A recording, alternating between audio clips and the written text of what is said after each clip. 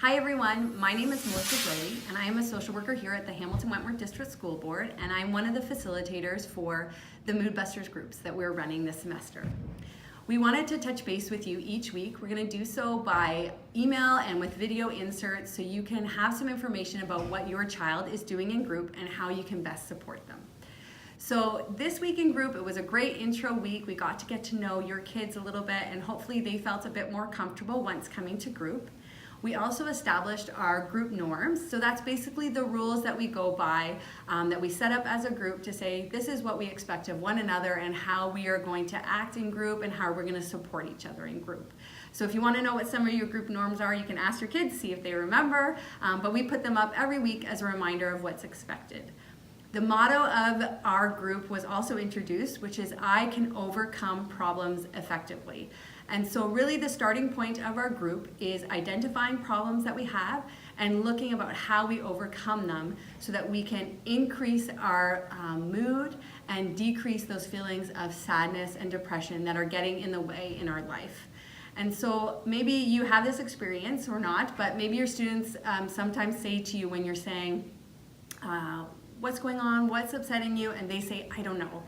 And so what we're doing at the starting point is saying, let's try to identify what are the problems you're facing. So this week, the homework that we asked your child to do is to fill out a list of some of the problems they're facing in their life or that they see other kids facing in their life. And it's really starting to narrow down what's the problem in this situation that needs to be looked at, that needs to be solved. And so that's what we asked them to do this week as their homework.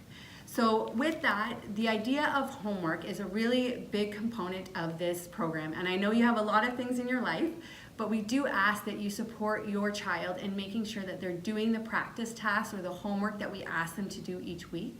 The research shows that you will see more decrease in those negative symptoms earlier if they are participating and doing the homework and practicing it outside of the group. So we would really ask if you could support your student in doing that. If you have any questions about that or how to do that, or if you're having trouble with that, please reach out to your facilitators and they'd be happy to walk you through some of that and problem solve any issues that you might be having.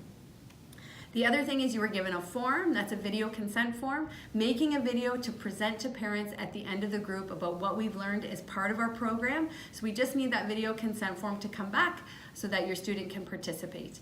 They don't have to be in the video, but they do have to have the consent form to participate in that part of the program. So if you could bring that back to us, that would be great. Again, if you have any questions about that, please feel free to reach out to us. Otherwise, we are looking forward to seeing you at the parent sessions. You should have all those dates in your welcome letter, and we look forward to seeing your kids next week. Have a great week, everyone.